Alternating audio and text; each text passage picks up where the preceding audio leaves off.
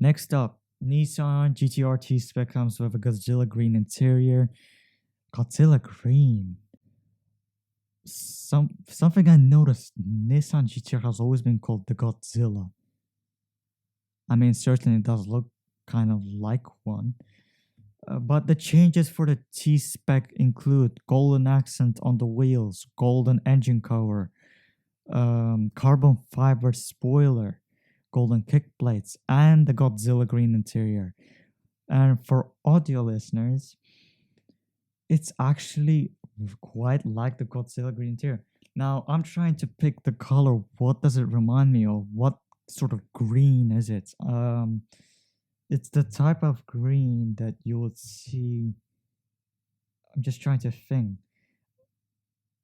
If you've seen Apple's iPhone leather case green, that's the sort of green. No, it's a bit more bluish greenish color. Can't really find anything to, you know, find the perspective of what green it is, but it's like this dark bluish, darkish green. Does it look like Godzilla? I would say yes.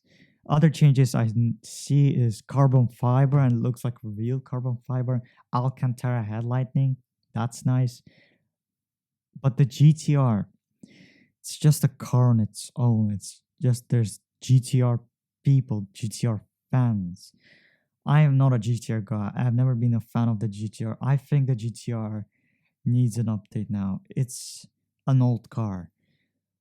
I think the GTR came out the R35 in 2007 or 8. I'm gonna stick with 2008. 13 years have passed and this thing hasn't been updated yet. Maybe there'll be small facelift, but it hasn't been updated. No new major design updates. For example, it still has an analog gauge cluster. The screen just looks so dated. Modern cars have touch screens now with, I don't know, this car, I don't know if it has a touchscreen on, but I reckon it doesn't. It has an old school, old style, gear lever where you have to shift to drive. You have to shift to down, left. Whereas modern cars have electronic ones, which you like go to drive, you just shift down. To go to reverse, you just shift up. To go to park, you just press a button. This doesn't have that. Other than that, I mean, I understand it's Japanese cars. They don't really care. Japanese cars never have the most modern tech, and that's kind of surprising because Japanese cars before they were so advanced. I remember my family having a Lexus RX 350. That thing was from 2007 and had a touchscreen. German cars didn't have a touchscreen at the time, and the Lexus was just ahead of its time. What happened to the Japanese cars now? They're backing off. They're behind the Germans. That's what I'm talking about. I mean, I don't know. From the other perspective, the reason why Japan is doing this, or Japanese manufacturers to be precise, is for reliability. Japanese cars are very reliable, and it's just been a style of Japanese cars. Um, we're kind of used to them having analog gauge clusters, old data screens, but at least it's going to be reliable. German cars, they have the latest tech every time, but that thing is going to get old fast.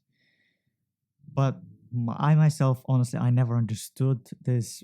I know that Japanese cars lovers, and they know this better than me. Still, this interior though looks sick. The dark blue green looks amazing. The carbon fiber, the Alcantara headlining. This is a really nice interior. And the T spec, I think it means Nissan GTR track spec. And it is a nice combination of the colors, like this light green reminds me of the green you get Porsche offers you as a $100,000 paint job on their cars. It has golden wheels, and also what this reminds me of, green and gold limited edition. German, big saloon. Does that catch you on to something? Yes, the BMW M5 CS. It's matte green, deep frozen green metallic with brushed gold. Doesn't this just remind you? Except this is a two-door coupe sports car. It's a carbon spoiler at the back. It looks like it. I mean, not really. It reminds me of it.